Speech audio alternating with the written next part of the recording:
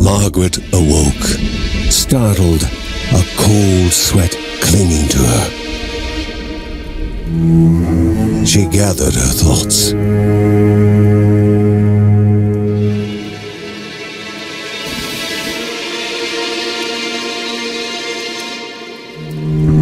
Aged wood creaked, echoing through the quiet rooms.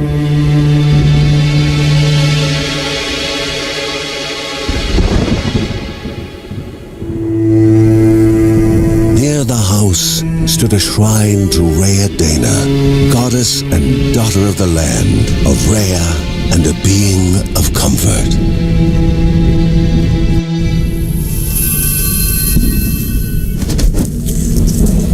Margaret sought answers. But the goddess did not speak. There was only the faint whisper of something dark, something hungry.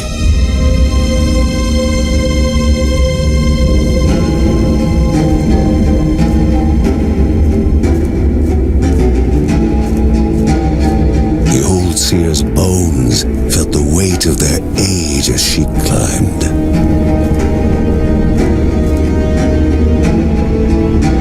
The only thought on her mind, has it begun again?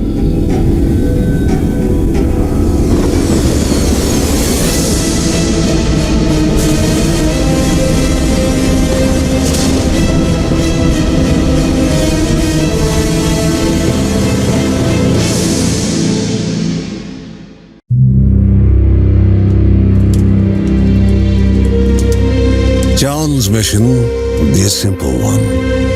He was to investigate Rhea's greatest shrine.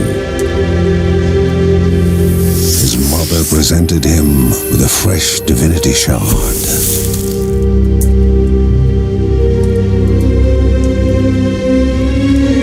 From his brother came a newly sharpened sword.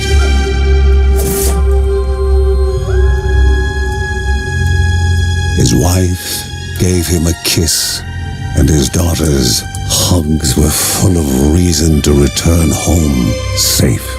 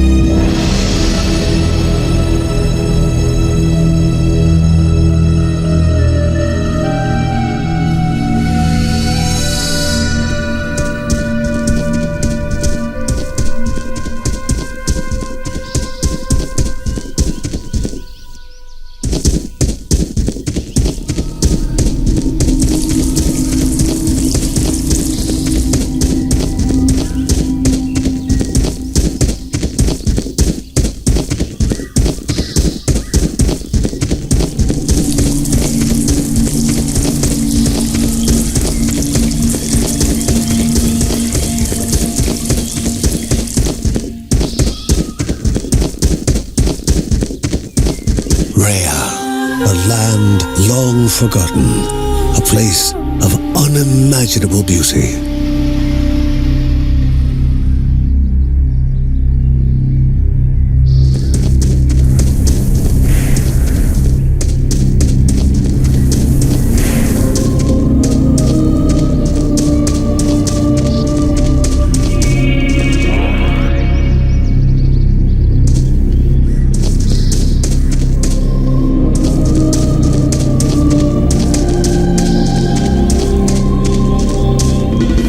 First appeared as sludge given life, slithering creatures, small and vile.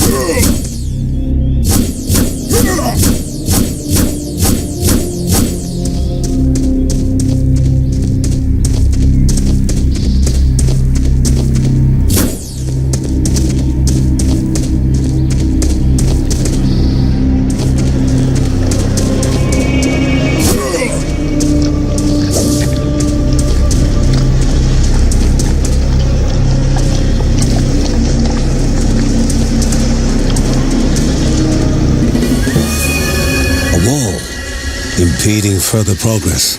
A battle was certain.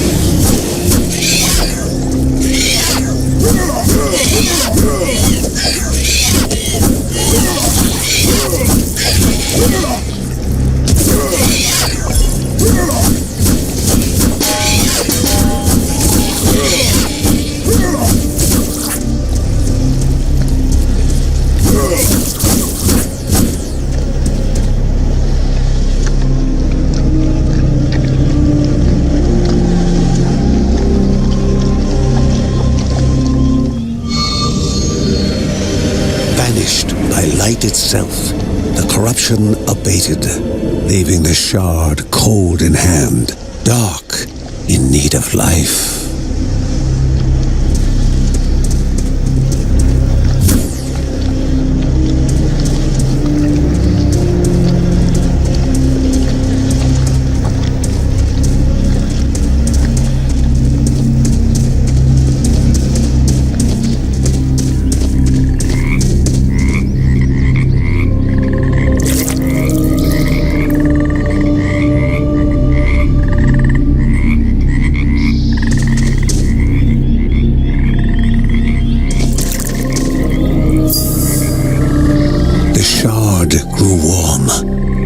Softly from the harnessed energy.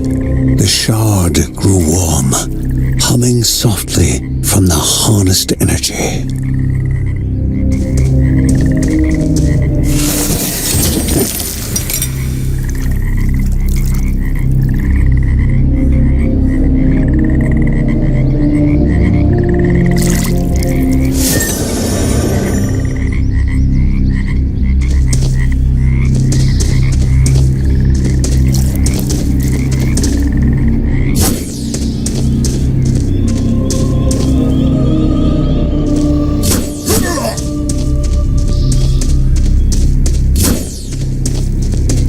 Before him was now one more dangerous than those that came before.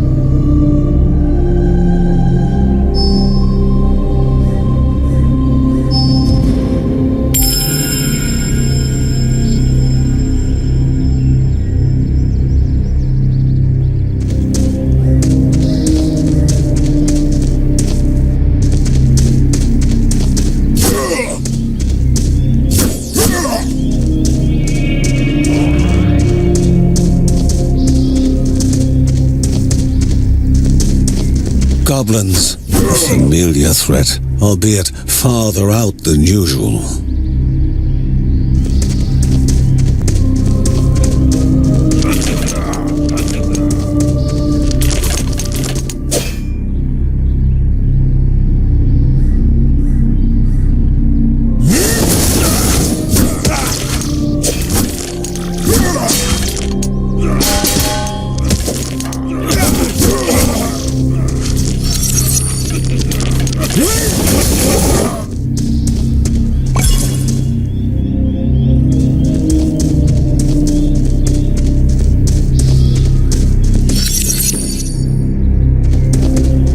Magnificent, but dangerous, a land of love found and of love lost.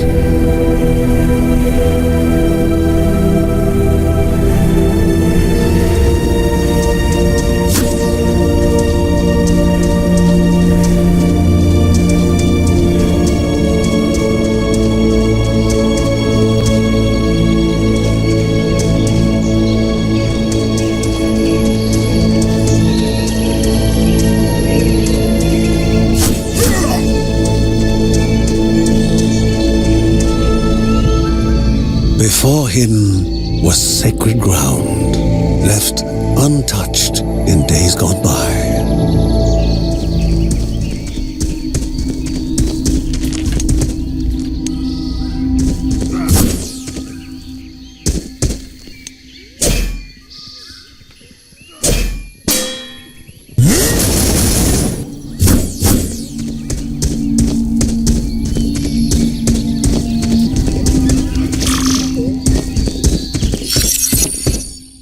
Remaining calm and collected, the shock of his heart-skipping beats was concealed in expert fashion. Before him stood Linda, his eldest daughter, with bow and quiver at the ready, determined to do her part.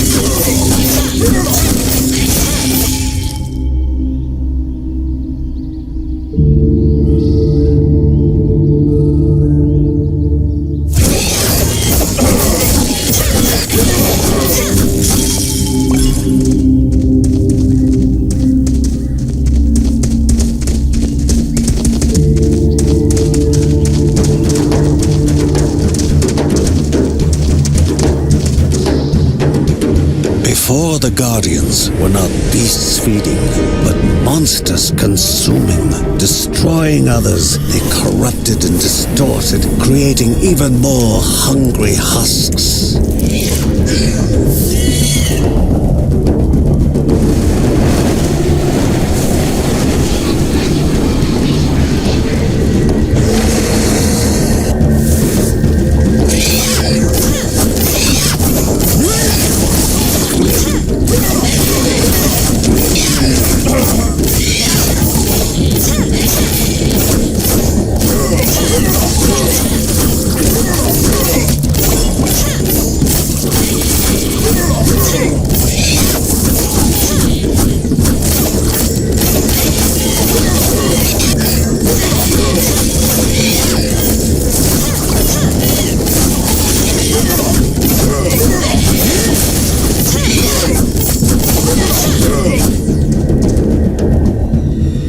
Both father and daughter gathered their thoughts, their hearts heavier than before. How would they explain what they had witnessed?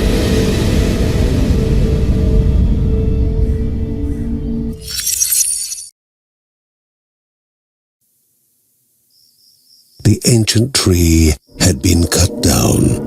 Together, father and daughter described the horror, the creatures dripping with decay that slithered into bodies stuck between life and death to bolster their ranks. Grandma Margaret confirmed what they all feared. It was the corruption, a cruel entity spoken of only with hushed voices, an ocean of darkness that flowed from the top of Mount Morta. And the Bergsons' duty was to stand against this devouring deluge of death. Kevin was also eager to do his part in the family's fight, especially when his older brother Mark was off somewhere. He was as much a guardian of their mountain home as any of them. She stood. If they were to reach the summit and destroy this evil, as the Bergsons of old had done in the past, they would need the assistance of the sanctuary.